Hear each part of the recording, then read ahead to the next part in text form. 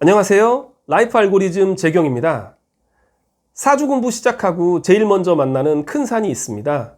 바로 오행의 개념을 제대로 잡는 건데요. 사주는 목화토금수 오행으로 본다는데 도대체 목화토금수가 뭐냐 이거죠. 이번 시간에는 일단 금부터 시작해 보겠습니다. 금이 뭐냐? 쇠붙이다, 칼이다, 도끼다, 저녁에 뜨는 달이다, 혹은 가을에 내리는 설이다, 씨앗이다, 여러 가지 말이 있어요. 그런데 이것들은 모두 다 비유거든요. 은유법, 직유법 같은 거라 이거죠.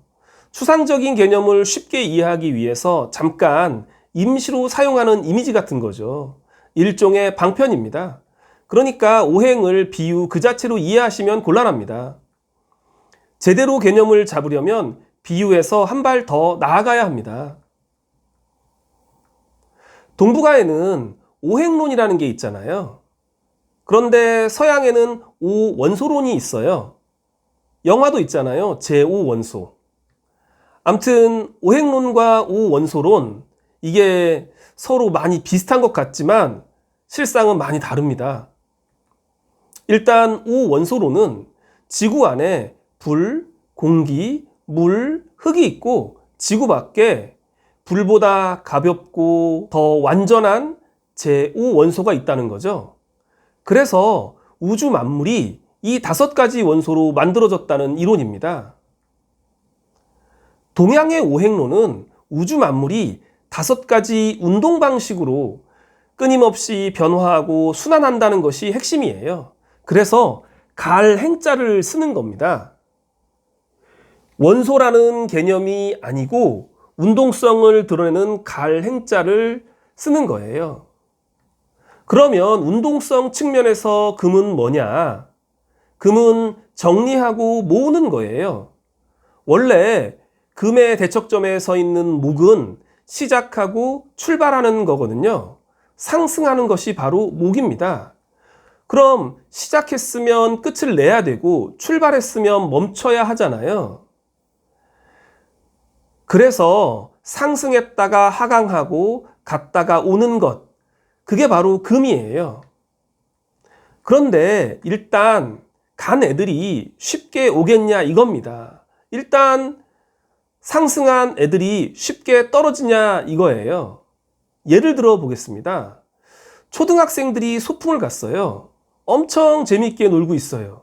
그러다가 이제 집에 갈 때가 됐습니다. 그런데 얘들이 쉽게 집에 가겠냐 이거죠.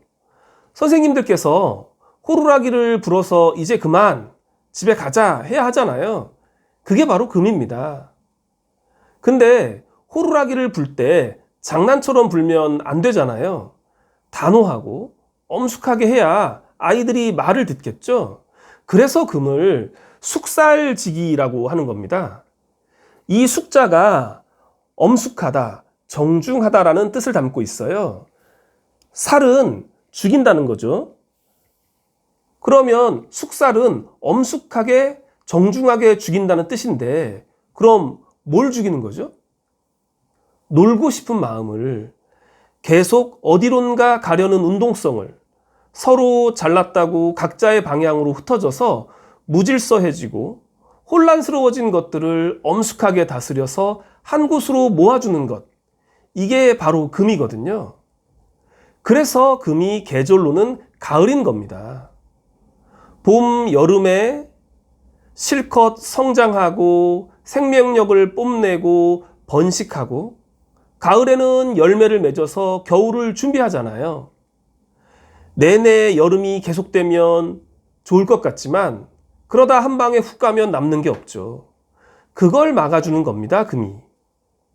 금은 또 교통신호등이라고 할 수도 있습니다. 헌법, 민법, 형법 같은 법률도 되죠.